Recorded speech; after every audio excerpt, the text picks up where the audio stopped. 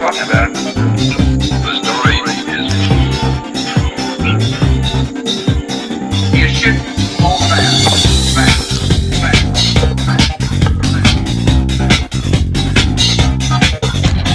You should hold fast.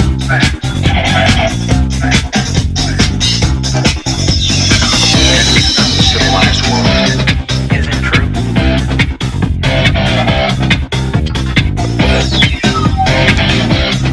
Is it true? Well, take a look. We're building a culture to encourage international terrorism. Things have been changing. Hold fast.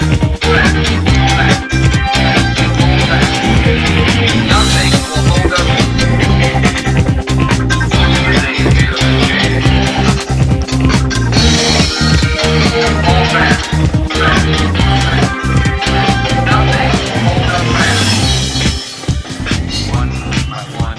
Welcome back to my weekly podcast/blog. I'm Jeff Cliff. This is all healthcare stuff. You are listening to a broadcast that is going on over YouTube, over Facebook, over Mega, and other media platforms. Which, if you know of a media platform that I can put this on, please definitely get in touch.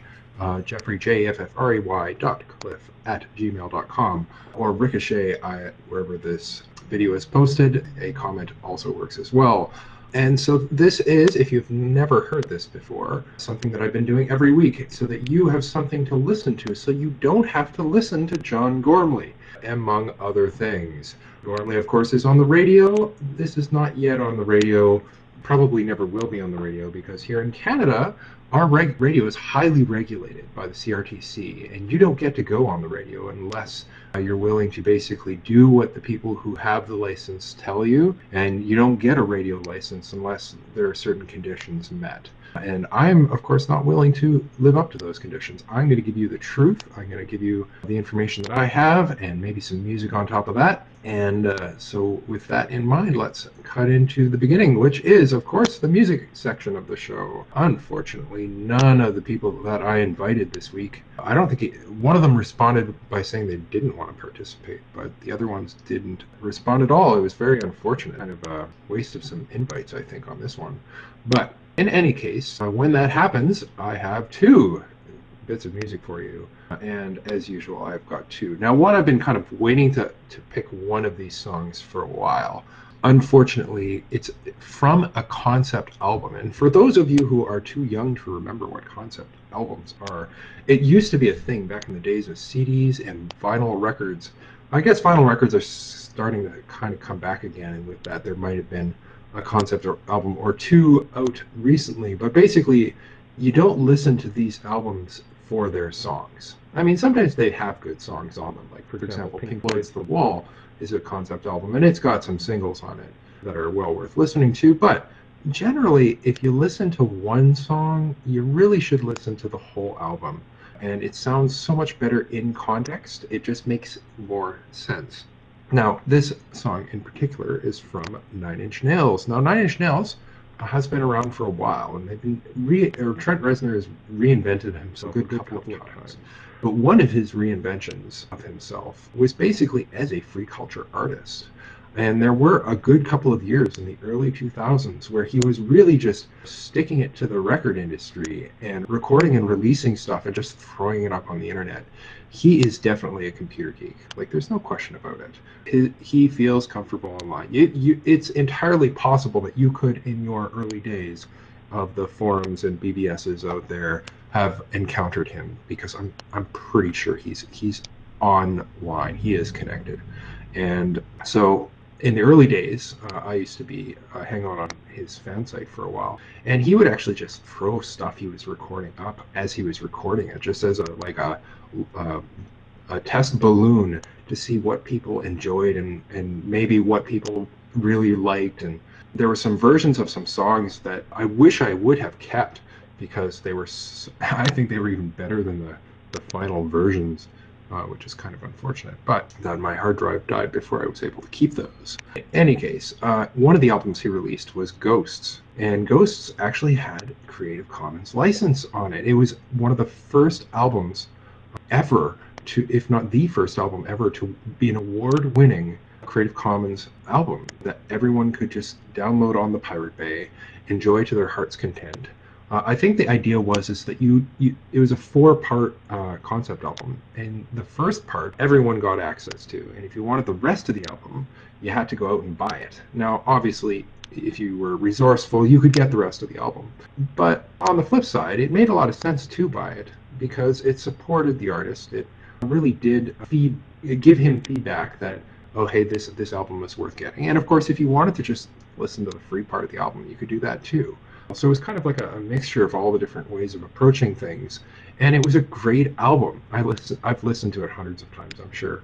And in particular, it was like the soundtrack of my life for my late university or late part of my university career. So the first track is going to be, I think, 8 Ghosts 1 or 1 Ghosts 8, whatever the first 8th track of the first album or part of that album. And then the next thing is another track from Vavrick. Now, I've played Vavrick before, but I just want to reiterate that Creative Commons music doesn't have to just be some garage band. Like, Nine Inch Nails is definitely not just some garage band. But Vavrick also is way up there in terms of just the amount of effort that you can tell he's put into his music and making it sound good. And it shows. It really does. It's great music. And, like, if I ever encountered his stuff in a CD store, not that those really exist anymore, I would like buy it in a heartbeat. I would see him live in a heartbeat. This is the sort of band that I want to bring more focus and attention on because they really, Vavrick really deserves to be more prominent than he certainly is. But actually, that's another kind of good point, which is I was wandering around in Saskatoon, and there's this, I think it's called Prairie Record Shop or Prairie Records or something like that. And if you are on the outside, it looks like a old school record shop, which is kind of cool. Like, they've got records on the little display units, and you walk in, they've got music, groovy music playing. And so I was pretty excited to walk into the store because I'm like, oh man, I wonder what's going on in the local music scene, you know, with records, and who knows, maybe there's some Creative Commons stuff in there. And unfortunately, it isn't actually a record shop. It's a pot dispensary where, like, you order your pot by picking out the record you want, and then that's kind of like the key to get the kind of pot you want. So it's kind of a funny way of doing it. Kind of disappointing on my side. I was hoping for the music. Although, I mean, like, there's definitely room for that, right? I think Prairie Records, personally, should actually get some music that would go good with their record-shaped pot distribution method or whatever. But, hey, that's their business, so whatever. So I'm going to cut into the music right away, and hopefully you enjoy. And I'll see you after the cut.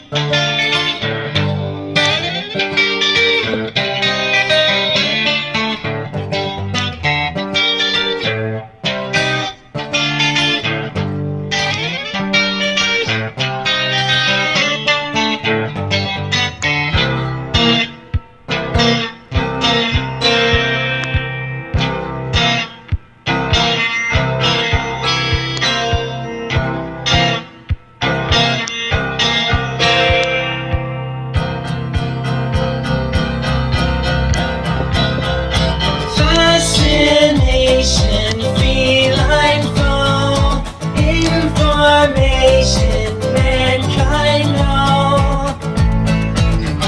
Yeah, yeah. People, plastic, freedom now. Push on past it, beat that down. Yeah, yeah. Do we know where we're going to? No one knows where we're going. We don't know where we're going to. No one knows where we're going.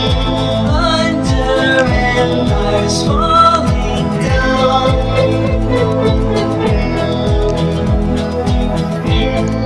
On the asphalt, on the ground. It's up to the sky and let the sunlight come in. Or live and die and then do it again.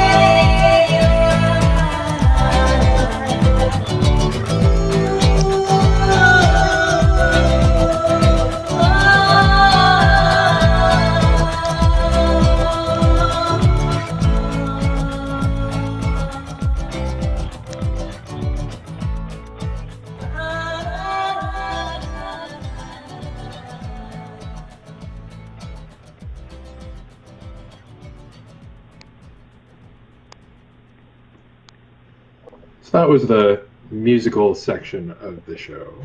And so yeah, I do really like both of those artists. Fabric is actually online on Facebook. You can look him up. He seems like a friendly guy. I have not talked to him, or at least if I have talked to him, I haven't talked to him in like 20 years. There's a small chance that as part of the Rant Radio community, we may have interacted at one point, but I don't know. He's definitely got some talent there. And so anyway, music isn't the only thing going on this week. There is, of course, other things. The first of all is last week, despite the fact that Magnatune.com clearly specifies the license for the music on their website as being openly licensed so that you can use it. Unfortunately, Processor also cross-licensed their work to someone else who made a copyright claim, or at least I got snapped up by Content ID again on YouTube. So my last week's show is not on YouTube, but it is on Mega. It's on Facebook. Obviously, the Facebook version isn't as much of a finished product. I don't do any editing on this. This is live. You get all the ums and ahs and you knows and just stutters and gaps in my thought as I'm trying to think of what to say next. But I do try to kind of edit that out so that in the future people can enjoy this stuff without having to deal with the stutters and the periods of time where I'm still kind of thinking about where to go from there. But it's kind of sad that this band, Processor, is limited in terms of their reach and their scope by this Content ID claim system, because like I'd love to promote them more. I'd love to like have a whole live shows or whatever where like they can be brought in or whatever, but if I can't even include their music on a podcast, like what's the point, right? So I don't know, it's really sad and tragic, I think, that their music is restricted in this way, especially given I am licensed to have used it in the way that I did. And so I did file I requested a review of the situation with regards to its copyright appeal. There we go. I filed an appeal, and we'll see within 48 days if the copyright holder is going to just go, nope, can't use it. Especially considering, again, I am licensed to play that song, so it shouldn't really be up to a copyright holder. It should be up to a neutral third party who weighs the claim against the claims of the copyright holder. But of course, that's not how YouTube works. It's very biased towards the copyright holders. So there's that. And then the other thing, I kind of wanted to talk about this last week, but it just ran out of time, which is an article. Let's see if the Globe and Mail actually lets me read it. Looks like they will. Quote, police cannot arrest lawful protesters, even to prevent violence by others, Supreme Court rules.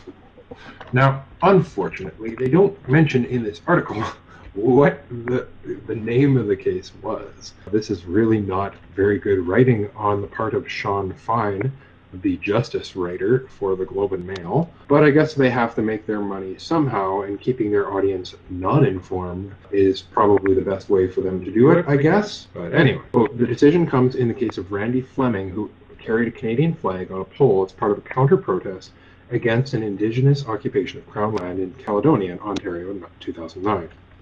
It has wide implications for peaceful protests in Canada. The police, the court said, had no authority under the English common law, a decades-old body of precedents, to arrest provocative but lawful protesters, even when police fear others may engage in violence. It was the first Supreme Court ruling in Canadian history, to address police powers in such circumstances, the court said. Two lower courts that dealt with the case both accepted that such an arrest power existed. Quote, this is the authority that police use to justify the biggest mass arrests in Canadian history in the G20 debacle.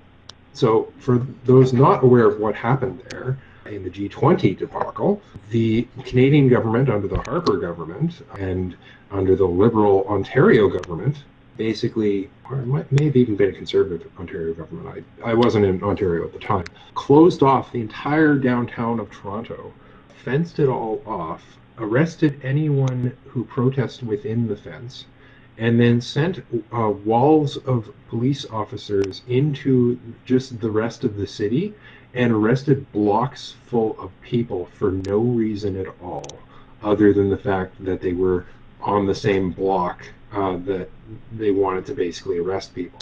And yes, there were some protesters, and yes, there were some black bloc people that decided that they were going to smash up things and cause all kinds of mayhem and havoc, but they weren't the ones that were arrested. They just arrested people willy-nilly.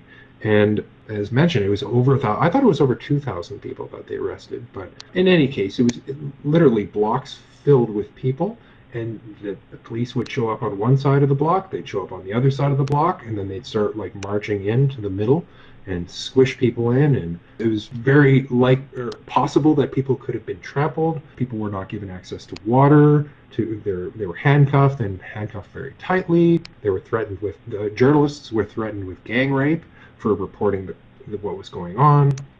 It was a very messy and really a black mark on Canadian history that it was allowed to happen. And at least according to this article, one of the ways that these arrests were justified was this preventative arrests to keep people from breaking the law, even if they weren't breaking the law, even if they weren't protesting. It was just a preventative measure, which was kind of what people were told at the time, that you should have stayed home, that you knew that you could have been arrested, so therefore you should just like cower in fear from the police and do nothing that would be your daily life, because the important people of the world, the rich elites who happened to be partying in downtown Toronto, they were the ones that had the right to use the city that was built on the backs of the people who lived there, I guess. And so that was what was going on back then. But anyway, continuing on, Mr. Duart represented the Canadian Civil Liberties Association. Pause. Notice I mentioned you should consider joining them last week. Here's an example of the shit that they do and the things that they do have wins every once in a while. But anyway, continuing on, which intervened in the Fleming case. Democracy and freedom of expression are considerably more safe than they were as a result of this ruling. Mr. Fleming had broken no law with his flag protest, police told the Supreme Court.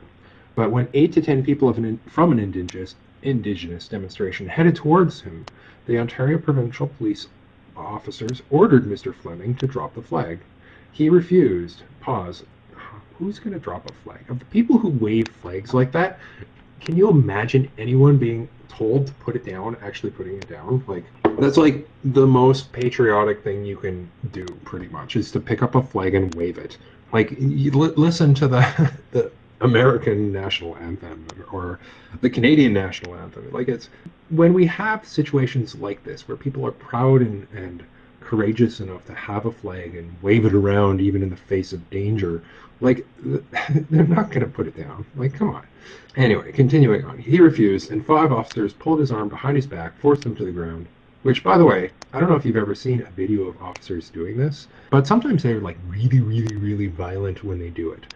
The point, of course, is to stun the person so that their head bounces off the ground hard enough that either they're concussed and they just like lose consciousness at once, or they're just stunned and they can't do anything for a couple seconds, and then that's when the police, of course, handcuff you. So this being forced to the ground could have been really rough, depending how they did it. Anyway, continuing on. He accused the police of an unlawful arrest and causing him lasting physical injuries. So that basically the police fucked him up by putting him to the ground as hard as they did. Quote, a charge of resisting arrest was dropped 19 months later after he had made 12 court appearances. Mr. Fleming sued the police in 2011. An Ontario Supreme Court judge ordered the OPP to pay him $139,711 in damages, including the $5,000 for his violation of his constitutional right to free speech and $151,000 in legal costs, which tells you like how much this, I don't know, that there's so much wrong with that. First of all, why do we have to pay $151,000 to lawyers to have basic constitutional rights of free speech? Like, he was able to get that kind of money going, obviously, but like your Joe Blow on the street would not necessarily be able to convince a lawyer to work for that kind of bread that they didn't have, which most Canadians, of course, do not have $151,000 of 2011 money just sitting around. Who knows how much that would be today. Then, of course, the other thing, too, is Mr. Fleming, like, obviously his rights were violated and maybe he was permanently damaged by this, and that really sucks. But I don't think that the damages part should at all be acceptable in Canadian society. Like, Mr. Fleming, as far as I'm concerned, owes the rest of us out here in Canada $139,000, $711, and the legal costs on top of that. So now, as far as the $5,000 for the violation of his constitutional right to free speech, again, I would say that it really sucks that his free speech was violated, and I'm glad that the courts ruled in his favor up until including this financial penalty.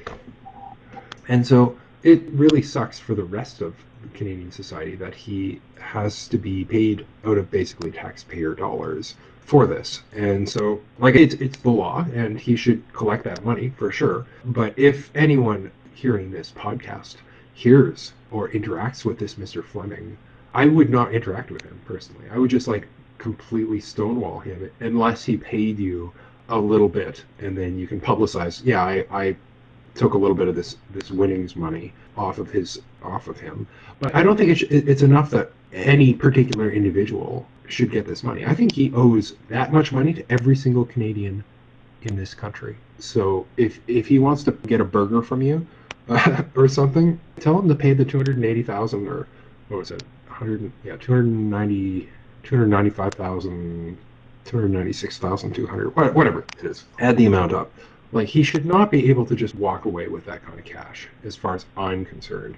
But anyway, quote, but the OPP appealed and won 2-1 at the Ontario Court of Appeal, which threw out the damages award, saying the police tactic was effective at preventing violence, which I'm sure it is. Like, arresting people without charge, without committing a crime, without doing anything wrong, you'll be able to get a pretty safe society pretty quick. If everyone is just locked up, at least as far as the people outside of the prison system go. Anyway, the Supreme Court restored the damages order, adding special costs of $48,000, presumably again to cover legal fees of appealing or dealing with this appeal, and also again for the violation of his constitutional right to free speech.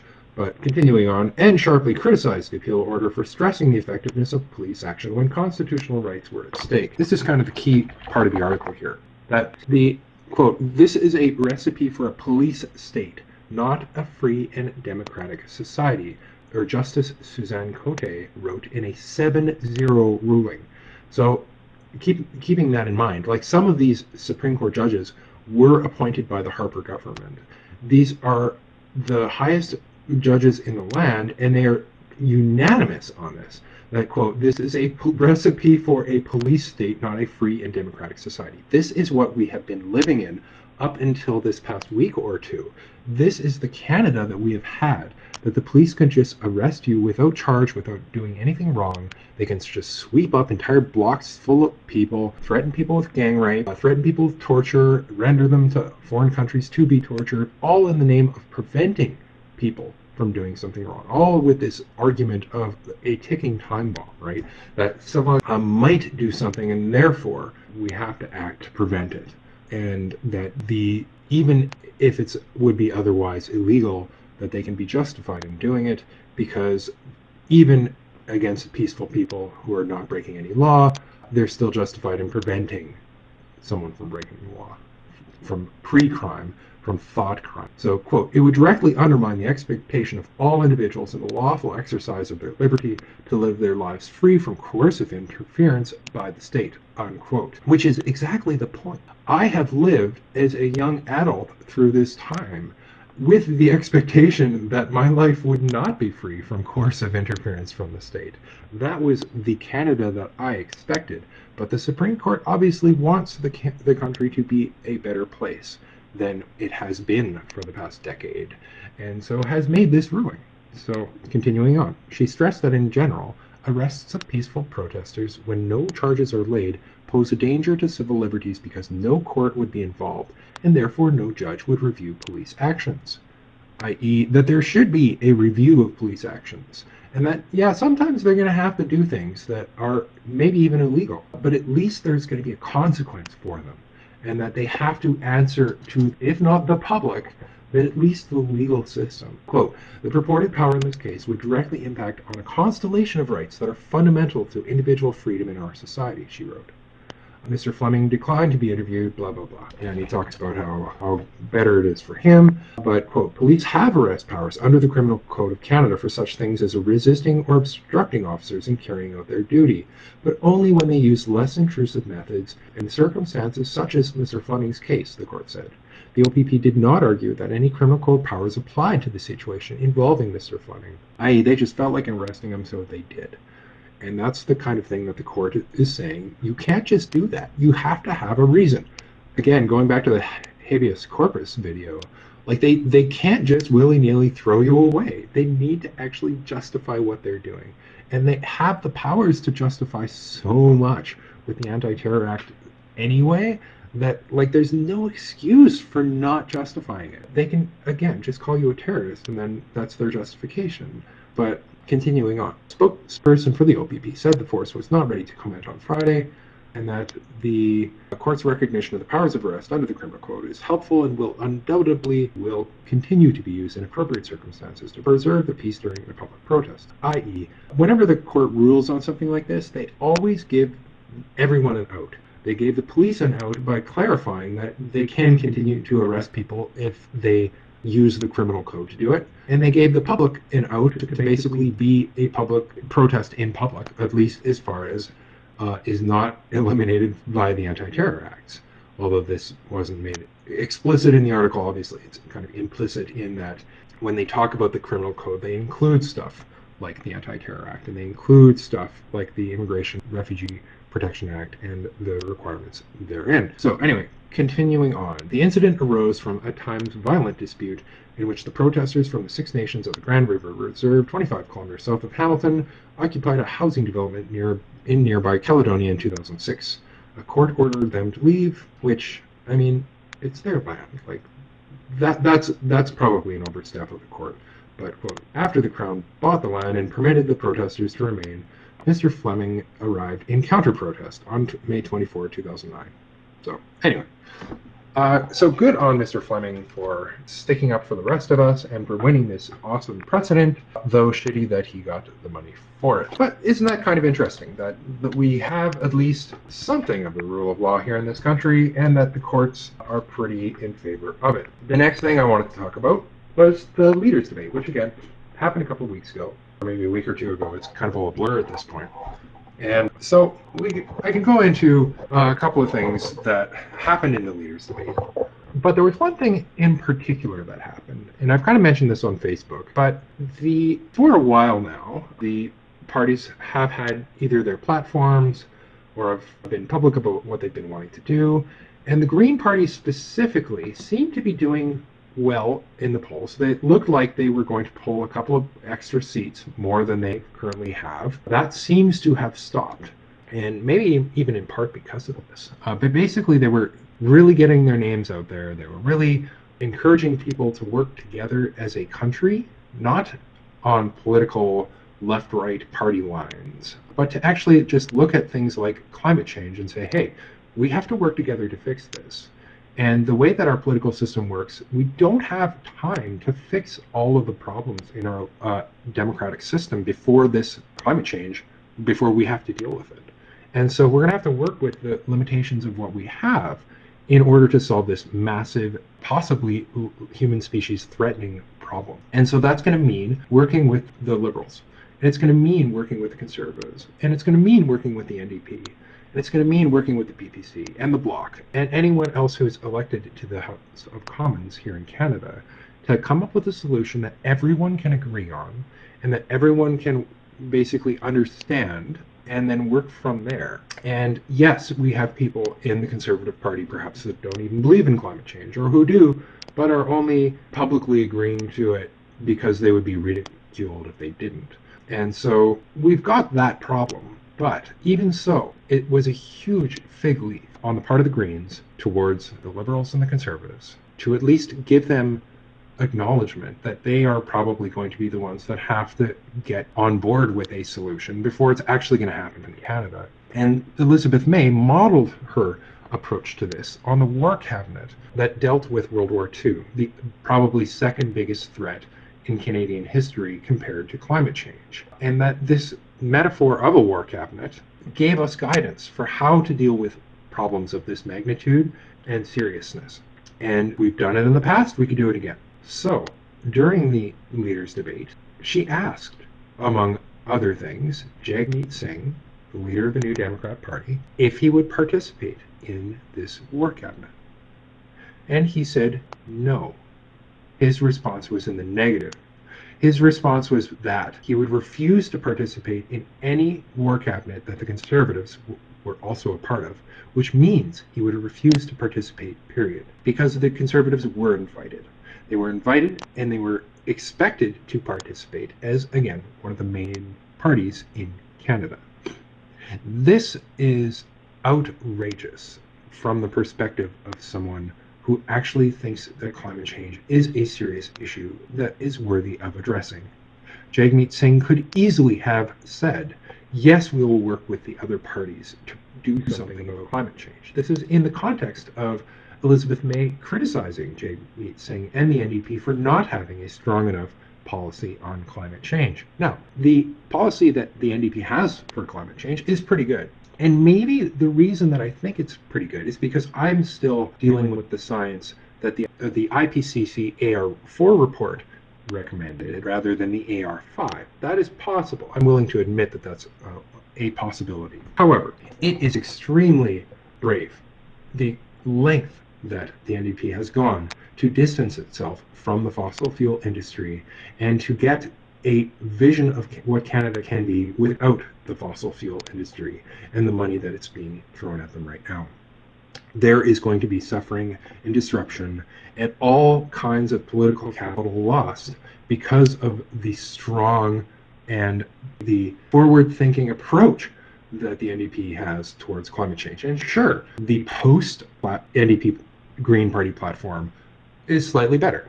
Like the Greens, for sure, raised the bar. As soon as the NDP put out their climate action plan, and the Greens also put out their climate action plan, because it was done in that order, the Greens were able to have an advantage. It kind of sucks in this country that the party that puts out their platform first, for whatever reason, isn't really allowed to modify it to include good ideas from the other parties. And so you get situations like this, where the NDP put theirs out first, then the Green Party put theirs out and raised the bar. And the NDP raised the bar quite a bit this year. They did really well on their climate action plan. And so, yeah, it's great that the Green Party has a stronger plan, but the plan the NDP has is going to be hard enough to put into place. And the way that the polls are looking now, they're not even going to get that chance. And so it's definitely good enough for this year, for the next year, for the year after, i.e. the timeline that we're going to be expecting to have these platforms actually implemented on. Is it going to be enough in the long term? Maybe not. Who knows? We can work on that later. But it's good enough for the next year or two. The targets are good enough for the next year or two. The NDP is willing to use science and the results of science to basically judge and recommend their policy, both current and future, which is exactly what the Green Party demanded of them in the leaders' debate with Elizabeth May. However, not being willing to work with other parties to implement it and to implement serious change it's political suicide. It is the worst thing that Jagmeet Singh could have done in that whole debate, as far as I'm concerned. It is worse than anything that any of the other leaders said, as far as I'm concerned. The fact that he is only willing to give lip service to this wonderfully well thought out climate action plan that the NDP has. That the party itself created this plan that is good enough, and he had a lot to work with. He had so much to work with. He could have understood the science better and come to defend the science rather than just give cheap shots when called on to justify the science in his policy. He could have done so much more to reach out to the other parties and to Canadians generally who do not necessarily agree with the NDP, because there is a huge part of Canadian society that doesn't. As much as we want to believe that the NDP stands for Canadians of all kinds and that we are good enough for everyone to vote for, there are going to be liberal and conservative voters. There are going to be Green voters. There's going to be people on the outside of the party who still agree with what we're doing on climate change, or could if it was argued to them. But Singh didn't. He merely used the opportunity to promote the NDP as the only alternative to trade votes for, or votes now among people who don't know enough about the issue to be concerned about what he did, for our ability as a country to deal with a complex and weird system that is the climate in a way that might ensure our future survival. I think the NDP should be calling on Singh to resign. And it's unfortunate that in the time since the leaders' debate, Canadians have warmed to Jagmeet Singh, and so many of them, even here in Saskatoon, are starting to think about voting for him, because of the leader, rather than their local members of parliament or the local people who are running to be their members of parliament. Singh had his chance. He had his chance to be the leader that this country needs, and he failed at it. So we're thinking about there.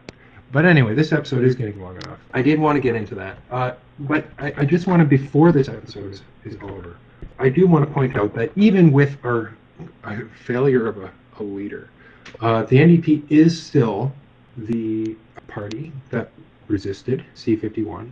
It is still a party that is resisting climate change, even if it's mostly just talk at this point. And that in many places in Canada, including Saskatoon West, the choice is a very clear one between the Liberals and the Conservatives and the NDP. If you live in one of those places, if you live in Saskatoon West, and you have the choice to vote for someone who isn't a Conservative or a Liberal, take it. 338canada.com is a good place to check what the current polls are saying about your area. Here in Saskatoon West, the way to get out of anti-terror laws, the way to get climate change as a serious issue, is to vote the Conservatives out, or at least to keep the Conservatives out, to vote in Sherry Benson. On Saskatoon East, same thing. The NDP are beating the Greens at the polls. It is not worth voting for the Greens when we have the option of keeping the Liberals and the Conservatives out. It is the same thing in much of Western Canada. There's places all over the place that the NDP are the strongest non-Liberal, non-Conservative candidate. There are places like in BC where independents like Jody Raybould-Wilson are the strongest possible way of keeping the Liberals and the Conservatives out of power. There are places like Thunder Bay Superior North that are a little bit more complicated, and I'm not going to actually touch that one this time. But there are places where the Greens are the strongest. And if you live in one of those places, vote the Greens in, because we need the Greens to be in Parliament too, to keep the NDP honest, and to keep Jagmeet Singh in particular honest. If you live in Jagmeet Singh's riding and are somehow listening to this, vote him out. I think he's had his chance and he's wasted it. And it would be better for everyone if he lost his seat. It would be great maybe later if he gets a seat and is able to be part of the NDP or something, but he does not deserve to be the leader. And it's the rest of the party should be calling for him to resign. As far as the rest of the country, if you have no choice but between a Liberal and a Conservative, again, look to see if the Conservative or Liberal in question existed back or had been running when the anti-terror bills were passed. If we can just get rid of all of the people who were party to the anti-terror bill, it might be worth doing. If we could just vote all of them out, at least that's a start. But generally, the NDP is there. It is an alternative. And as flawed as it is, we can at least work with that. And maybe in the next couple of months, as we sort out how to get this country working together after the election, maybe there'll be enough numbers that something will be possible and that we don't just go into another election, which I suspect is going to be what happens. But in any case, thank you for listening. If you enjoyed this show, go out and vote. Like, never mind supporting me. Like, go out and vote and volunteer with the NDP on election day. If you don't know how to do that here in Saskatoon, you can go to the Sherry Benson office on 4th and 25th, I think. And just wander around that area until you see the big NDP signs. But other places in Canada, the NDP can definitely use your support on election day, both as a voter and as a volunteer. There's a lot of volunteering work to be done. It's going to be an extremely busy day for me personally, and we'll go from there. So hopefully you'll be listening to this show again next week. I will see you then.